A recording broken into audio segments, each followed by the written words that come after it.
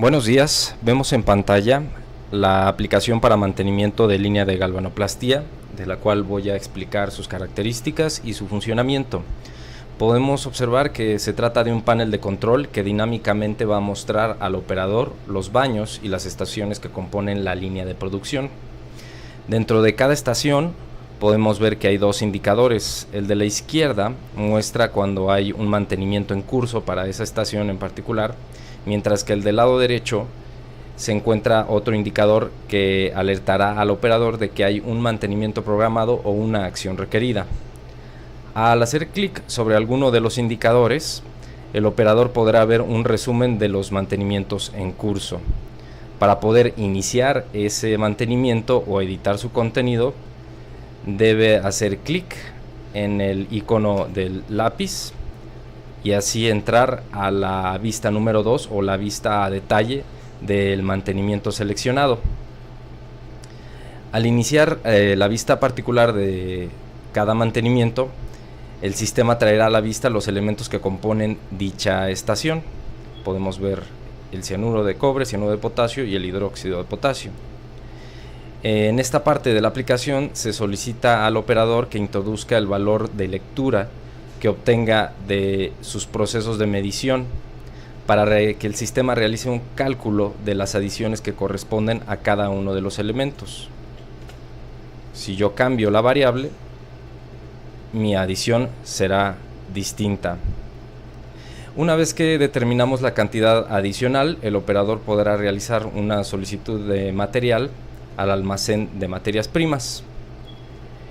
En este proceso la aplicación se hace en la aplicación se hace una primera conexión a lo que es el sistema ERP de la empresa para que todas las solicitudes y los materiales surtidos a este departamento queden registrados en el Cardex de los productos.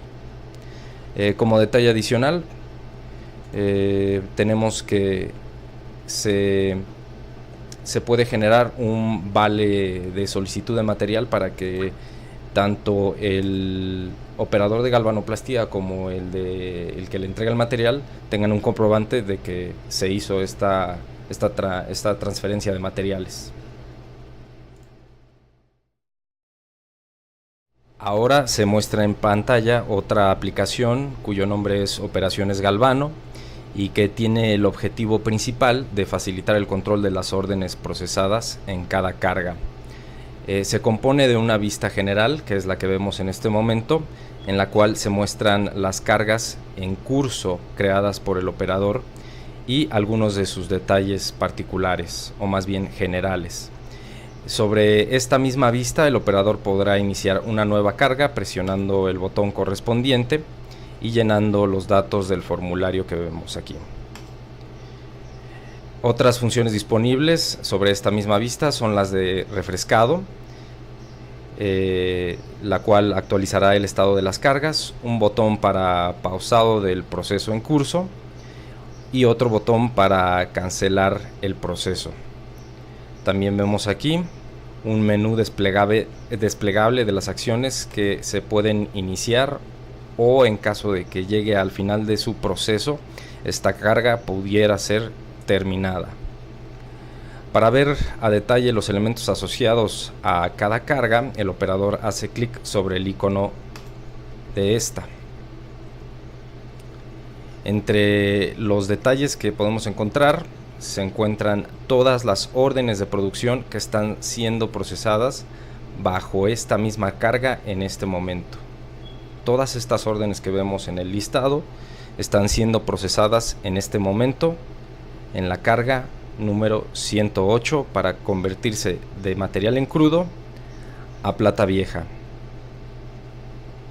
Cuando una carga aún no está iniciada, como la que vemos aquí en este que es la número 100, el operador puede agregar las órdenes que vaya a procesar seleccionándolas de este listado general que contiene todas las órdenes en espera. La manera de hacerlo es simplemente haciendo la selección en este checkbox. Para quitarlas de la carga, la deseleccionamos y listo. Una vez que la carga es iniciada, el operador ya no podrá extraer o agregar más órdenes de producción a las cargas. Ahora pasamos a la aplicación de contenidos o la de base de conocimientos. Es la que quizá no está tan directamente relacionada con producción, más sin embargo no deja de ser importante para la misma. Su objetivo es el ordenamiento, el indexado y el resguardo de los manuales o cualquier recurso técnico necesario para la operación. Como podemos ver, se compone de una sola vista en la que el usuario podrá entrar mediante un índice a los contenidos guardados dentro de esta aplicación, o también puede realizar su consulta a través de este pequeño motor de búsqueda. Esta herramienta puede guardar y mostrar tanto texto como código embebido. Es el caso, por ejemplo, del manual del área o de los procedimientos de galvanoplastía, que se realiza la consulta mediante un código embebido a Google Docs, que es donde están guardados y resguardados los manuales de procedimientos tanto de galvano como de las otras áreas. Dos beneficios se obtienen de esta herramienta. Por un lado, el operador tiene a su disposición en la misma plataforma de trabajo los recursos técnicos para apoyar su trabajo, y por otro lado se evita la necesidad de transcribir documentos ya autorizados previamente, al tener la posibilidad de colocarlos embebidamente en un registro indexado de la base de conocimientos. Ahora pasamos a la parte de desarrollo, que se compone principalmente de las entidades y las tablas en la base de datos. Para crear una aplicación dentro del framework de la empresa que sea compatible con las aplicaciones y los módulos ya existentes, hay muchos componentes y parámetros, de los cuales los más importantes son las entidades, los procesos y los permisos. Aquí vemos que las entidades son la parte fundamental de cualquier aplicación. Toda entidad llevará propiedades con características específicas para contener un determinado tipo de dato, ya sea string, texto, entero o de tipo referencial. Una vez creadas las entidades y sus propiedades, se corre un proceso de sincronización con la base de datos que creará las tablas con sus propiedades basándose en las mismas entidades que estamos sincronizando desde el framework. Las relaciones entre las entidades se hacen por medio de propiedades de tipo referencia o de tipo lista, que equivalen a introducir llaves foráneas a las tablas para relacionarlas con otras.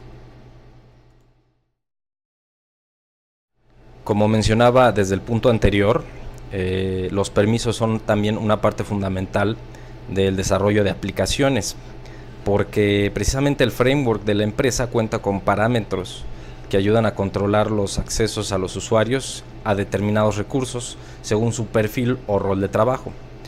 Estos recursos se administran por medio de permisos que a su vez se asignarán a los roles de trabajo específicos que lo requieran. Por ejemplo, los procesos asociados a la aplicación de operación galvano tienen sus respectivos identificadores de permiso, y estos permisos a su vez se asignan únicamente a los roles de los operadores y supervisores del área de galvano. Ahora vamos a extendernos un poquito a los elementos conocidos como procesos, a los elementos de desarrollo de software conocidos como procesos. Los procesos son precisamente el backend de las aplicaciones desarrolladas. Están programados en Java, como podemos ver en este ejemplo, y trabajan del lado del servidor para realizar conexiones con la base de datos a través de los Data Access Object contemplados dentro del framework. Los procesos podrán crear, consultar, actualizar y borrar registros de acuerdo a las instrucciones que el operador ejecute desde la interfaz gráfica.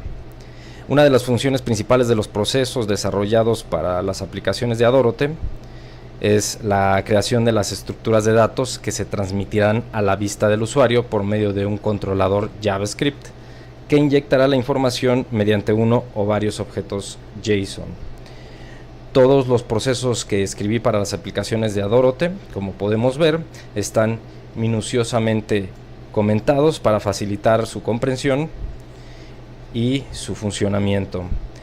De todos los elementos escritos en los procesos, tengo que destacar los siguientes. Unos son los arrays, otros son los hash maps, otros son los objetos, luego le siguen los métodos. Y bueno, expliquemos cada uno.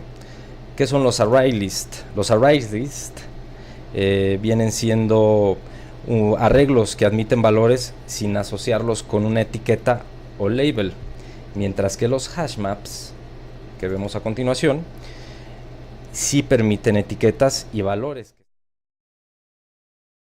En el punto anterior mencioné que los procesos corresponden al backend de la aplicación, pero también corresponden al modelo dentro del patrón MVC.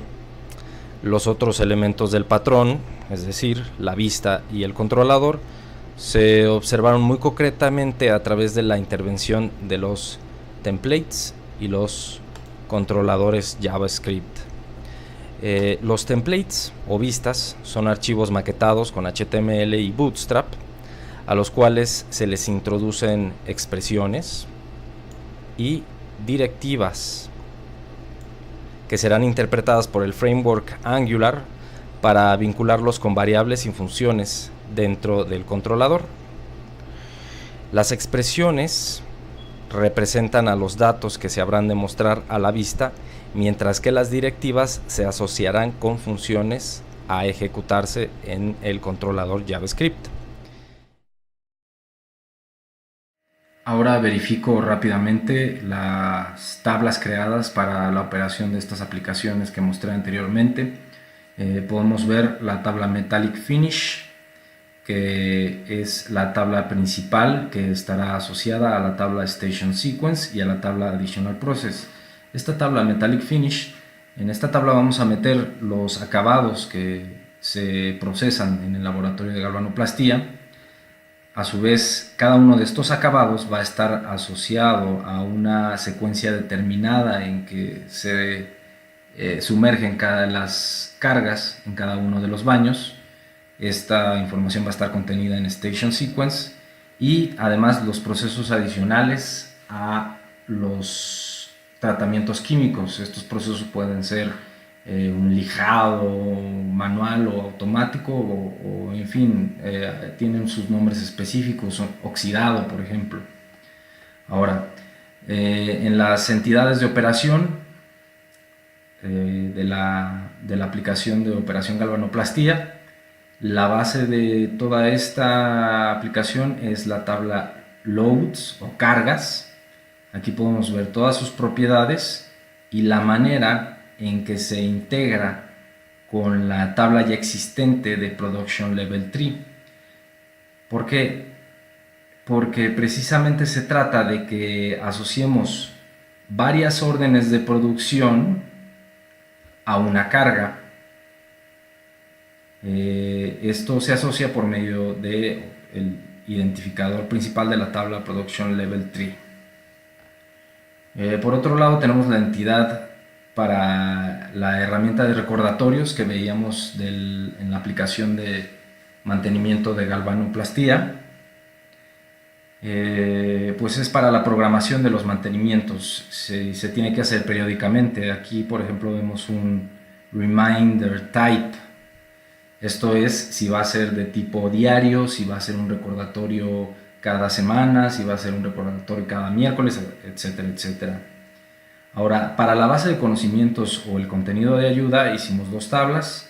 La tabla de Help Content, que se va a asociar a la Content Sections. Esta es la tabla hija de la tabla Help Content. Y finalmente, pues la parte más larga o más pesada que no se alcanza a ver, pero es la parte de la configuración.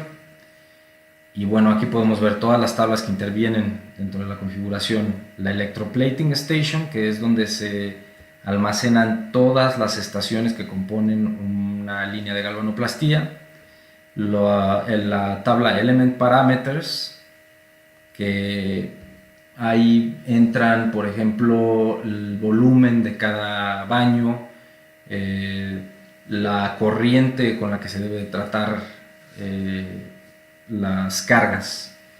El Station Logs, que es muy importante porque es la bitácora en donde se van a reflejar todos los movimientos, todos los mantenimientos y todas las cargas que se han procesado en cada una de estas estaciones. Los recordatorios, que también tienen que ver, porque esta tabla de recordatorios a su vez se va a ligar o asociar con la tabla Reminders, que es la tabla general de los recordatorios. Pero esta tabla de GA Reminders va a ser el vínculo entre esos recordatorios y la tabla de las estaciones. ¿Por qué lo hice así? Porque de alguna manera esta tabla de recordatorios me va a servir para otros talleres, otras áreas, otras funciones, incluso no relacionadas con la producción. Y bueno, y los elementos que componen cada baño. Eso es importante para el cálculo de las adiciones de los químicos. Esas son todas las tablas que se utilizaron para las aplicaciones, las distintas aplicaciones que pudimos ver en los videos anteriores. Ahora enlistaré brevemente las herramientas que utilicé para el desarrollo de las aplicaciones que pudimos ver. En primer lugar, pongo un cliente SSH que se llama PuTTY. Esto me permite conectarme a la consola del servidor remoto en donde tenemos alojada la aplicación a la que le estamos desarrollando. ¿Para qué nos sirve esto? Para, como podemos ver en pantalla, ver el comportamiento de los procesos que estamos ejecutando y ver si a lo mejor está ocupando mucho CPU o mucha memoria. De igual manera podemos hacer consultas al registro Catalina del servidor Tomcat para ver en qué parte está fallando determinado proceso, qué información se trae, etcétera, etcétera, ¿no?